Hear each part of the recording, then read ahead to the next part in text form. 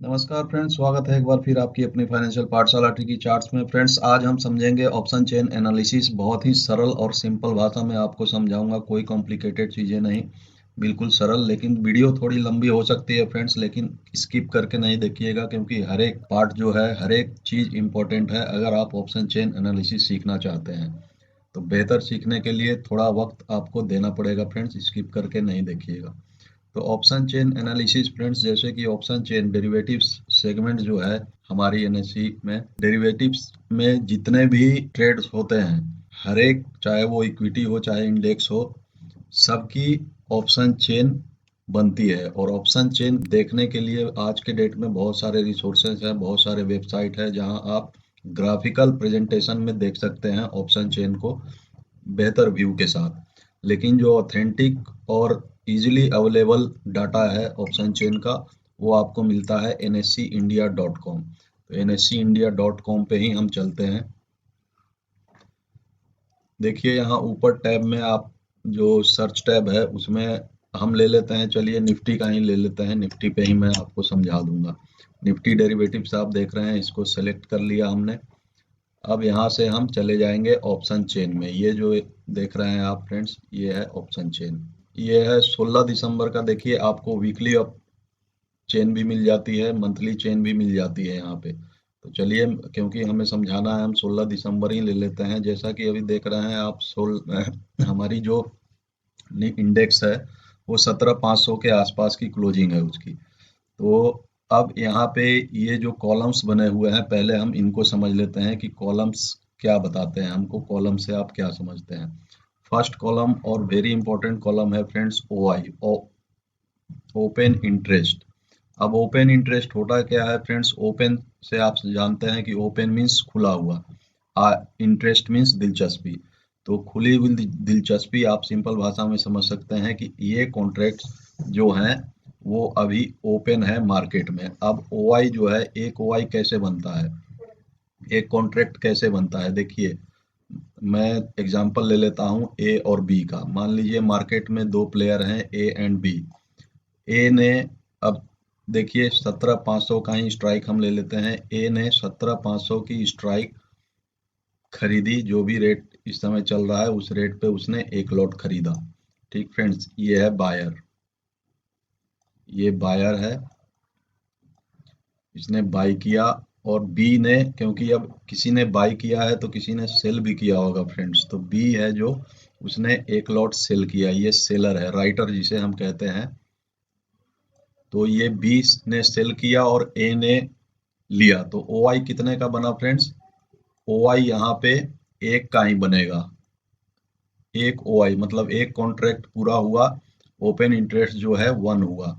अब मान लीजिए ए ने जो बाई किया था उसे कुछ प्रॉफिट हुआ, उसने वापस से सेल कर दिया। ए ने सेल किया और सी ने बाई कर लिया, सेम कॉन्ट्रैक्ट को सी ने बाई कर लिया। तो अब बताइए फ्रेंड्स, अब ओ आई कितना होगा? देखिए फ्रेंड्स, ओ आई और वॉल्यूम में थोड़ा सा डिफरेंस है, वॉल्यूम पे भी मैं आऊंगा। अभी ओ आई को समझ लीजिए। ए ने सी को केवल ट्रांसफर किया है फ्रेंड्स, ये जो है कॉन्ट्रैक्ट ट्रांसफर हुआ है, इसने सेल किया, इसने ले लिया। अभी बी की पोजीशन बनी हुई है, तो ये कॉन्ट्रैक्ट कहीं दो नहीं होगा, ये अभी ओ आई जो है 1 ही रहेगा, क्योंकि कॉन्ट्रैक्ट एक ही है, केवल ट्रांसफर ऑफ हैंड्स हुआ है। मतलब ए ने ए की जगह अब सी के पास ये कॉन्ट्रैक्ट चला गया है।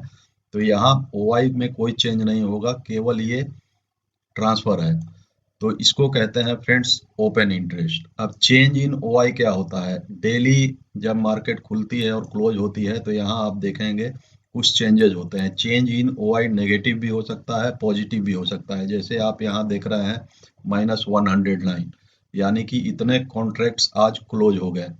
आज का कहने का मतलब जो लास्ट डे ट्रेडिंग हुई उस दिन। और यहाँ भी आप देखेंगे, यहाँ पे 8,000 कुछ कॉन्ट्रैक्ट ऐड हो गए। मतलब अब देखिए, एक बायर है एक सेलर है, मींस अगर यहाँ पे 22,000 का ओपन इंटरेस्ट खड़ा है, तो इतने बायर्स हैं यहाँ पे।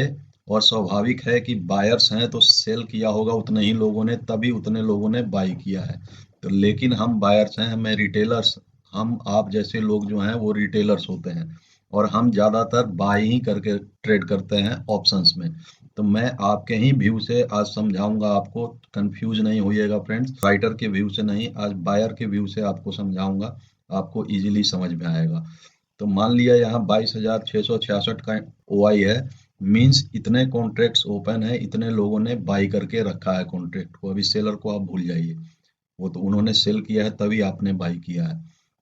अब चलिए, सेकंड है चेंज इन। तो ये माइनस कब होंगे फ्रेंड्स? जब कॉन्ट्रैक्ट क्लोज होंगे, मींस ए ने वापस, अगर बी ने बाई कर लिया ए से, तो वो कॉन्ट्रैक्ट नल हो जाता है, वो कॉन्ट्रैक्ट क्लोज हो जाएगा। तो माइनस और प्लस ये दोनों हो सकते हैं चेंज इन ओआई में।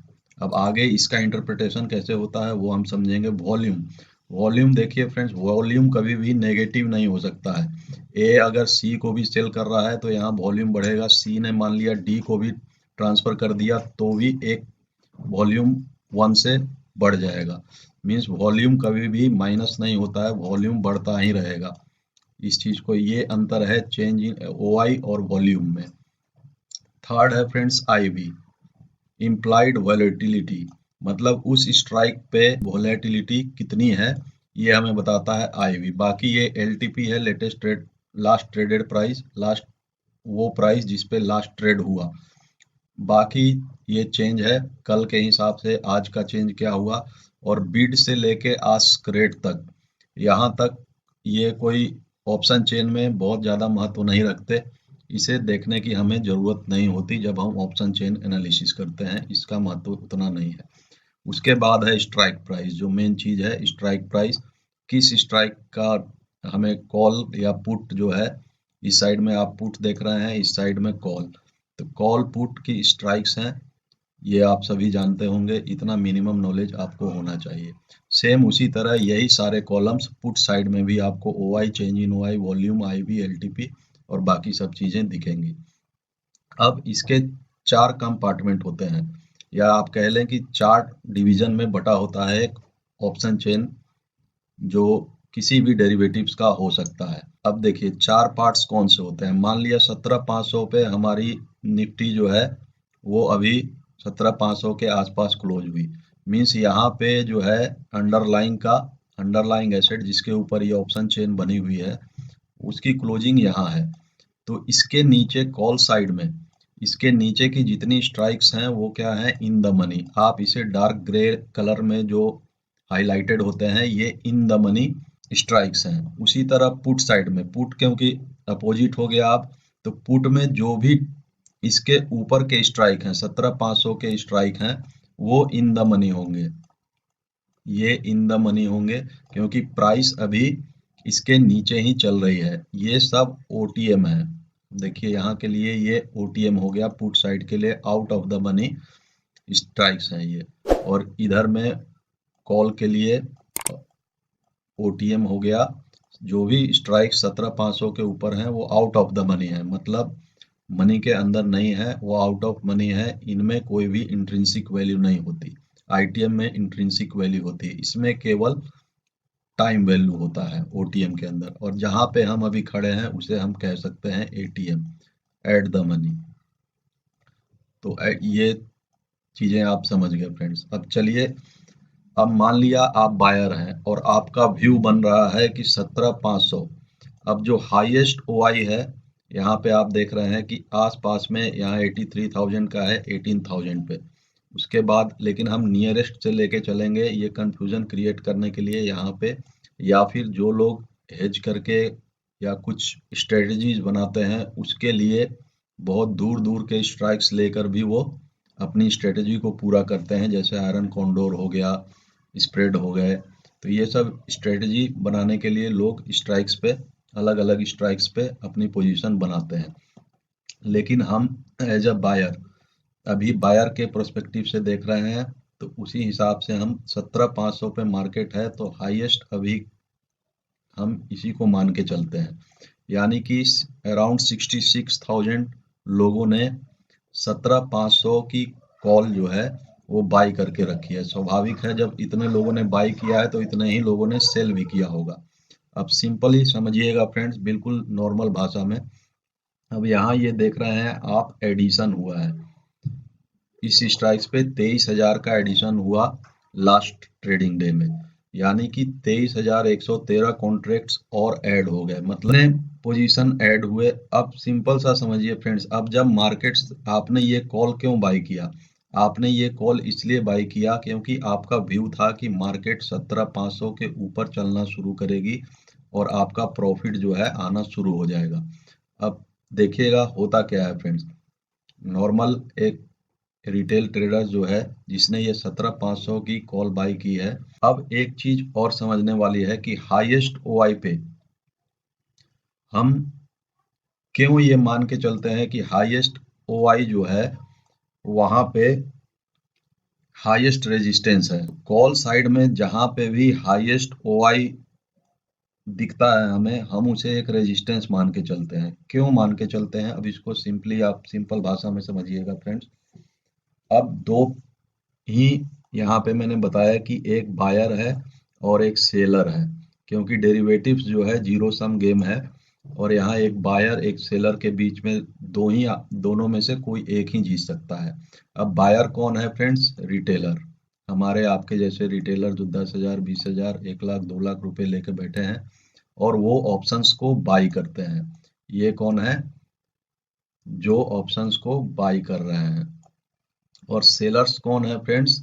सेलर्स हैं बड़े बड़े इंस्टीट्यूशन, बड़े बड़े लोग, बिगीज, जिन्हें हम कहते हैं F I I D I आई, आप बोल सकते हैं F I I D I I F P I, ये सब जो हैं, या बड़े इंस्टीट्यूशनल प्लेयर्स, ये हैं ऑप्शन सेलर। बेसिकली यही होते हैं जिनके पास पैसा है, क्योंकि ऑप्शन को सेल करने में, एक ऑप्शन को सेल करने में जितने में आप बाई करते हैं उससे लगभग 10 गुने से ज़्यादा का कैपिटल लगता है फ्रेंड्स। एक निफ्टी का अगर आप ऑप्शन सेल करेंगे तो मिनिमम आपके अकाउंट में 1 लाख अबव रुपीज़ होने चाहिए, मिनिमम 75 से तो अबव चाहिए ही चाहिए।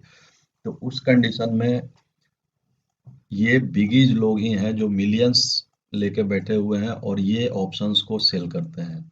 तो अब साइकोलॉजी की बात है, ये पूरा ऑप्शन चेन जो है फ्रेंड्स साइकोलॉजी के ऊपर ही बेस्ड है कि यहाँ ट्रेडर्स का क्या साइकोलॉजी है, किस साइकोलॉजी से ट्रेडर ने किस स्ट्राइक पे क्या पोजीशन बनाई है, उसी को हम ऑप्शन चेन में पढ़ते हैं। तो आप सिंपल सा समझिए फ्रेंड्स कि अगर आपने यहाँ बाई किया है और उतने ही एफआईआई और डीआईआई ने सेल किया हुआ है, क्योंकि आपने बाई किया है तो उन्होंने सेल किया ही होगा, तभी आपने बाई किया। तो क्या आप समझते हैं कि वो एफआईआई डीआईआई जो बिगीज हैं मार्केट के, वो आपको गेन में जाने देंगे? क्योंकि रिटेलर्स 70 80 नहीं 90% टाइम रिटेलर्स जो है लॉस करता है, 10% ही गेन करता है। तो इसीलिए कॉल साइड में जहाँ पे हाईएस्ट ओआई बनता है, इसीलिए हम ऑप्शन चेन को राइटर्स के व्यू से पढ़ते हैं कि राइटर्स का व्यू यहाँ क्या होगा। अगर इतने ओआई डाटा यहाँ पे क्रिएट किया गया है, इतना का ओआई है, तो यहाँ मतलब उसने रेजिस्टेंस क्रिएट किया हुआ है, इसके ऊपर मार्केट को वो नहीं जाने देंगे। लेकिन मार्केट जाती है ऐसा नहीं है, पोजीशंस चेंज होते हैं, वही इसीलिए हम लाइव मार्केट में ऑप्शन चेन देखते हैं। उसी तरह ओआई जैसे पुट में आप देखेंगे, ओआई जहाँ पे भी हैवी ओआई होगा वहाँ मतलब सेलर्स का भरोसा है कि मार्केट इसके नीचे नहीं जाएगी, क्योंकि इसके नीचे जाएगी तो उन्हें लॉस होना शुरू हो जाएगा और इसके ऊपर जाएगी तो उनका लॉस शुरू हो जाएगा, जो कि बहुत ही कम होता है और ये सब आप जानते हैं। तो इसीलिए हम राइटर्स के व्यू से ही ऑप्शन चेन को पढ़ते हैं फ्रेंड्स। यहाँ पे हैवी रेजिस्टेंस, जहाँ पे जितना ज़्यादा ओआई कॉल साइड में वो रेजिस्टेंस का वर्क करती है, और पुट साइड में जितना ज़्यादा ओआई जिस स्ट्राइक पे होगा वो एक सपोर्ट लेवल की तरह वर्क करेगी। और सपोर्ट रेजिस्टेंस टूटते हैं फ्रेंड्स, लेकिन उसके लिए आपको लाइव मार्केट में हर स्ट्राइक्स पे क्या चेंजेस हो रहे हैं उसको देखना जरूरी है चेंज इन ओआई में। तो आपने ये समझ लिया। अब समझते हैं कि आपको कब तक बने रहना चाहिए एक ऑप्शन में जब आप एक ऑप्शन बायर हैं। अब हम सिंपल सा समझेंगे फ्रेंड्स जी, इसी पे आते हैं टॉपिक पे। 17,500 का आपने कॉल लिया था, जब मार्केट ऊपर चलना शुरू की करेगी तब ये कॉन्ट्रैक्ट्स जो हैं आपको माइनस, आप लाइव मार्केट में अगर देखेंगे तो इसीलिए लाइव मार्केट में ऑप्शन चेन देखना जरूरी होता है, स्पेशली जब आप ऑप्शन में ट्रेड करते हैं। तो ऑप्शन चेन में आप देखेंगे यहाँ पे जो है चेंज इन ओआई में माइनस होने लगेगा, यहाँ पे चेंज इन ओआई माइनस होने लगेगा। और आपको जैसे जैसे मार्केट ऊपर जाएगी यहाँ से लोग निकलना शुरू करेंगे अपना प्रॉफिट, क्योंकि एक रिटेलर की जो मेंटेलिटी होती है वो उसको जैसे ही थोड़ा सा प्रॉफिट दिखता है वो निकलना शुरू करता है। तो वो अपनी पोजीशन काटना शुरू करते हैं, ओआई जो है माइनस में होना शुरू करता है। और मान लिया आपने 17,550 या नहीं तो 17,600 आते आते आप बुक कर लेते हैं। लेकिन आपको ये ध्यान रखना चाहिए फ्रेंड्स कि 17,500 की जो स्ट्राइक है उसमें जब तक, इसको हम क्या कहते हैं, जब माइनस होने लगता है तो उसे हम अनवाइंडिंग कहते हैं। मतलब हमने उस पोजीशन को अनवाइंड किया, क्लोज किया या कवर किया, आप कह सकते हैं उसे। तो अनवाइंडिंग होना शुरू हो जाती है, बुकिंग होना शुरू हो जाती है, कॉन्ट्रैक्ट्स क्लोज होना शुरू होते हैं, तो मार्केट ऊपर की तरफ चलना शुरू कर देती है जैसे जैसे कॉन्ट्रैक्ट्स कवर होते हैं। 17,500 से ऊपर चलना शुरू की, यहाँ पे कॉन्ट्रैक्ट चेंज इन ओआई जो है माइनस में जाना शुरू हो जाएगा नेक्स्ट डे जब आप ट्रेड कर रहे होंगे, जब आप प्रॉफिट में जाएंगे। लेकिन रिटेलर की क्या मेंटेलिटी होती है या साइकोलॉजी होती है, उसे थोड़ा सा गेन दिखता है तो वो बुक करने के लिए दौड़ पड़ता है, वो मंकी बन जाता है। और अगर लॉस में बैठा होता है तो वो वेट करता है कि ऊपर से भगवान जी कोई अस्त्र छोड़ेंगे, कोई शस्त्र छोड़ेंगे, कोई ऐसा मंत्र फूकेंगे कि मार्केट पलट के वापस उन्हें गेंद दे देगा। तो ये मेंटेलिटी है, इससे आपको बाहर निकलना पड़ेगा फ्रेंड्स, तभी आप विन करेंगे, मार्केट में लंबे समय तक टिक पाएंगे। तो अब आपने बढ़ना शुरू किया, अब जब तक आपको ये देखना है कि माइनस मीन्स ये माइनस हो रहा है, यानी कि यहाँ से कॉन्ट्रैक्ट्स क्लोज हो रहे हैं, जो बिग सेलर्स हैं वो ऊपर की कहीं स्ट्राइक्स पे अब शिफ्ट हो रहे होंगे और आपका गेन बढ़ता जाएगा। इसीलिए आपको तुरंत नहीं बुक करना है, ऑप्शन चेन की जो ये चेंज इन ओआई है इस पे नज़र रखना है।